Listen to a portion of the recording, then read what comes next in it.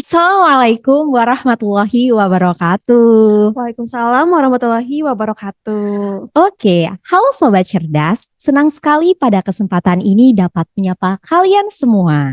Nah, kenalin, aku Dewi Sukmawati dari Manajemen Angkatan 58 IPB University. Nah, di sini kita akan mengadakan podcast IPB Action. Nah, tentu saja aku nggak sendiri nih. Aku ditemani oleh dua kakak cantik, tapi kita akan ngobrol dengan kakak cantik yang pertama dulu nih. Di sini ada Kak Taniaku. Halo Kak Tania. Halo. Gimana nih Kak kabar dan kesibukannya? Oke, sebelumnya kenalin nih teman-teman, nama aku Tania. Aku kesibukannya ya mahasiswa pada biasa ya, kayak nugas, terus kuliah dan juga ada organisasi nih kebetulan. Wah, ternyata nih Kak Tania sibuk juga ya. Udah banyak tugas, kuliah, ada organisasi juga. Iya. Nah, di sini kita mau bahas apa sih? Bahas apa sih Kak? Katanya sih topiknya menarik banget ya. Oke, topiknya menarik nih. Nah, di sini kita akan membahas tentang salah satu topik yang pasti sebagian dari teman-teman sudah pernah mendengar dan membacanya. Dalam Undang-Undang Cipta Kerja, mengintegrasikan kembali izin lingkungan ke dalam perizinan, berusaha dalam rangka untuk meringkas perizinan dan memperkuat penegakan hukum tanpa mengurangi tujuan dan fungsinya. Oleh karena itu, kita akan bahas topik tentang AMDAL nih Kak. Aduh. AMDAL itu apa ya? Nah, AMDAL sendiri itu analisis mengenai dampak lingkungan dalam bisnis keberlanjutan. Oke, selama ini kami telah membatasi interaksi dalam masa pandemi. Nah, ikut himbauan pemerintah saja agar lebih mawas diri dan menjaga kesehatan.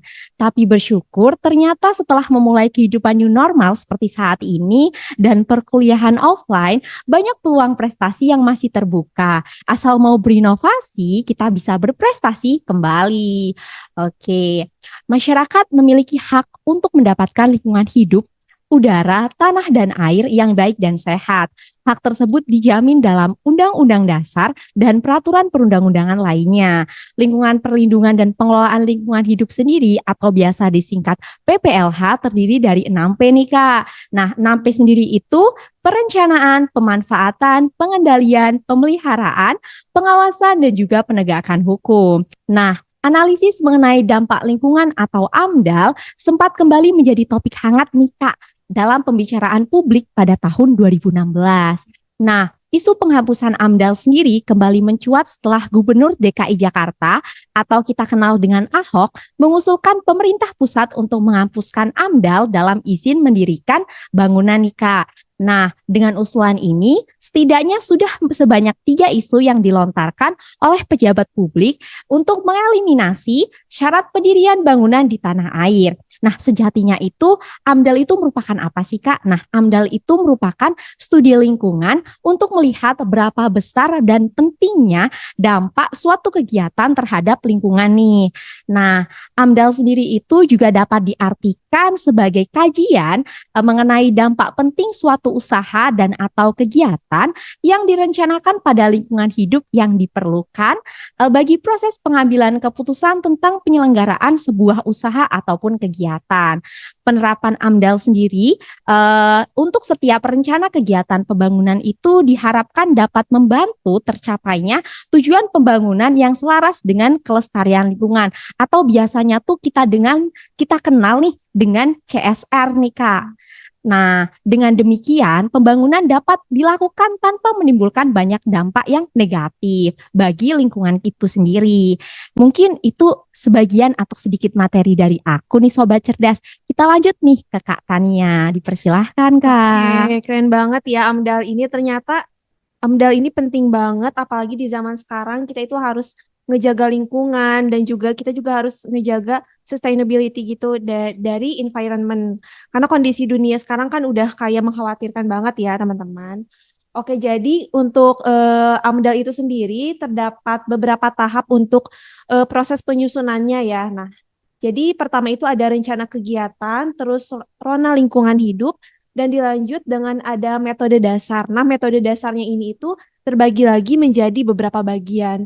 Yang pertama itu ada metode pelingkupan, metode pengumpulan data, metode perakiraan data, metode evaluasi data, pengelolaan lingkungan, dan yang terakhir pastinya ada pemantauan dari lingkungan itu sendiri. Oke, nah beberapa bidang usaha itu ada yang wajib banget nih. Jadi gak semua bidang usaha itu wajib menggunakan atau memiliki AMDAL. Yang pertama itu ada pertambangan. Seperti yang kita ketahui bahwa pertambangan ini itu kan kayak kegiatan penelitian gitu ya Mbak Dew. Penelitian, pengelolaan, pengusahaan batu bara dan juga mineral. Yang pastinya kan ini itu kayak pasti banyak dampak negatifnya ke lingkungan itu sendiri ya. Nah, jadi pertambangan ini wajib memiliki sertifikasi dari AMDAL. Nah, pertama itu ada eksplorasi. Nah, jadi AMDAL ini akan melakukan penyelidikan umum dan juga studi kelayakan. Yang kedua itu ada operasi produksi. Di operasi produksi ini, AMDAL ini akan dites dari konstruksi dan penambangan, pengolahan dan pemurnian, serta pengangkutan dan juga penjualan dari produksi tambang itu sendiri. Dan yang ketiga adalah proses pasca tambang, yang pastinya pasca tambang itu lebih ke kayak outputnya, penjualannya itu harus terverifikasi dari AMDAL itu sendiri. Oke, yang kedua itu ada pembangunan.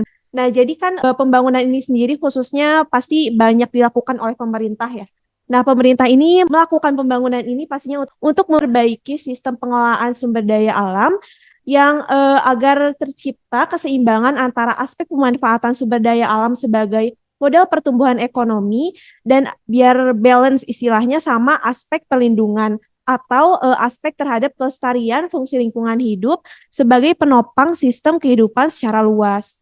Nah, untuk itu, prinsip-prinsip pembangunan berkelanjutan di seluruh sektor, baik pusat maupun di daerah, harus menjadi suatu keharusan, istilahnya jadi mau di pusat atau daerah itu harus terverifikasi dari AMDAL itu sendiri. Oke. Nah, salah satu program pengendalian pencemaran dan kerusakan lingkungan, yaitu melalui berbagai instrumen pengelolaan lingkungan hidup, termasuk tata ruang, kajian dampak lingkungan, dan perizinan gitu. Jadi semua aspeknya itu di pertambangan dan juga pembangunan itu harus terverifikasi oleh AMDAL itu sendiri gitu sih. Oke, sekian mungkin tambahan sedikit dari aku ya. Mungkin selanjutnya ada Teteh Elis nih yang udah nunggu di belakang. Jadi mungkin dari aku sekian aja ya Kak Dewi gitu. Oke Kak Tania, kita bakal ketemu sama Kak Teteh, Kak Teteh, Teteh Elis nih buat sebagai teman ngobrol aku yang kedua. Pasti nggak sabar kan? Oke, next ya ke sesi yang kedua. Dadah. Wah, kita kedatangan kakak yang kedua nih. Siapa ya? Ini dia Teh Elis. Halo Teh Elis. Halo Kak Dewi, Oke, gimana nih Kak kabarnya hari ini dan kegiatannya nih akhir-akhir ini ngapain aja? Alhamdulillah aku baik. Ini aku kira-kira manggil kakak Kak Dewi atau Teh Dewi juga ini. Kayaknya Kak boleh, Teh boleh ya. Oke, oke. Aku mungkin memperkenalkan diri dulu ya. Mungkin dari aku sendiri kenalin nih Sobat Cerdas. Nama aku Elis Handayani. Aku dari manajemen Angkatan 58 juga. Dan mungkin kesibukannya kali ini ya Kak. Aku kesibukannya mungkin seperti kayak Kak Tania tadi, seperti mahasiswa-mahasiswa lainnya juga, yaitu nugas, kuliah, kegiatan kepanitiaan, atau juga organisasi. Wah, ternyata tuh anak manajemen IPB University itu sibuk-sibuk ya.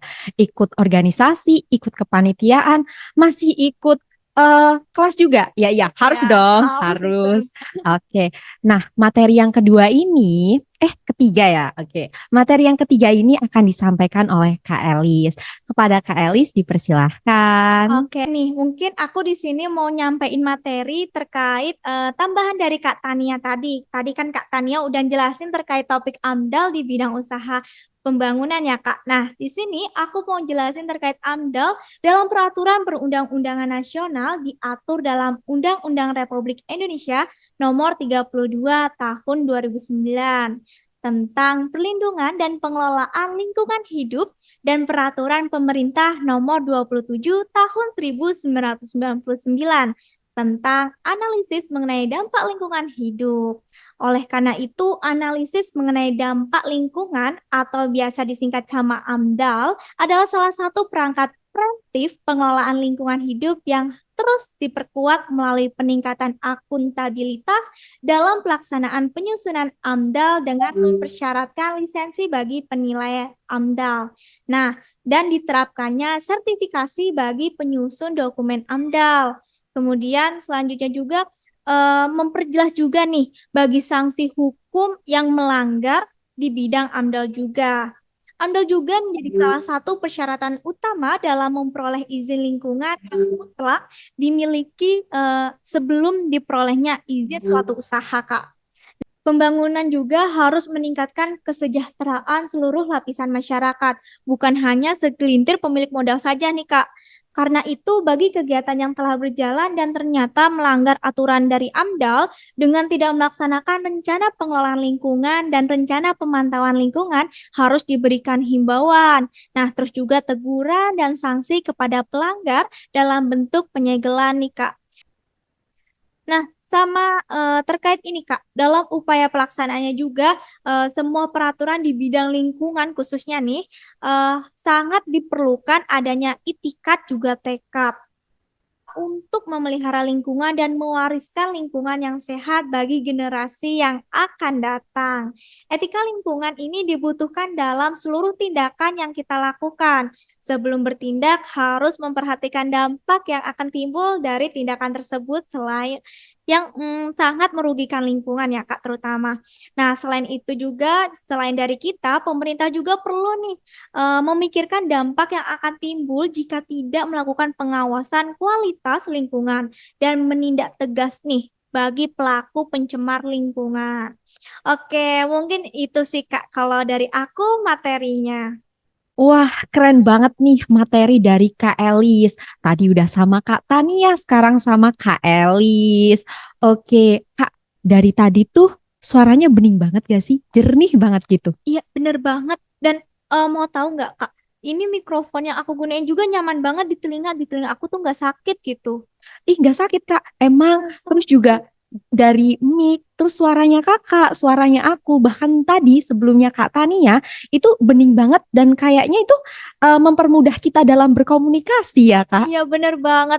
Tahu nggak sih Kak, kita itu make mikrofon Shure MV7 dan headphone Shure SRH 440 nih Kak. Wow. Nah, ini tuh digunakan untuk membantu kita meningkatkan kualitas dari podcast kita nih pada hari ini. Nah, untuk yang pertama sih sebenarnya mikrofon Shure MV7 itu sendiri dapat menangkap suara dengan jelas dan detail dengan pilihan konektor yang dapat memudahkan dalam proses pembuatan produksi. Lalu yang kedua adalah headphone Shure SRH 440 yang sangat nyaman digunakan dengan AirPad yang empuk banget gitu, dan dapat membantu mengisolasi suara-suara bising dari luar. Bahkan tadi waktu hujan deras aja aku nggak denger loh Kak. Wow, saking jelasnya dan bagusnya ini ya Kak. Iya, saking bagusnya fasilitas yang dipakai kita loh. Jadi karena fasilitasnya bagus, semoga podcastnya bagus dong. Pasti sih Kak. Dan membuat kita bertiga nyaman dalam melakukan podcast pada sore hari ini. Oke, mungkin udah ya Kak. Oke deh Kak, mungkin karena aku terlalu nyaman nih sama penggunaan produk ini ya, menggunakan fasilitas ini. Oke deh, kita udahin aja nggak apa-apa. Oke, kita udahin ya. Mungkin sekian podcast dari kita bertiga dan mohon maaf apabila ada salah kata atau komunikasi yang kurang berkenan. Terima kasih. Wassalamualaikum warahmatullahi wabarakatuh. Sampai bertemu di podcast kita selanjutnya. Dadah.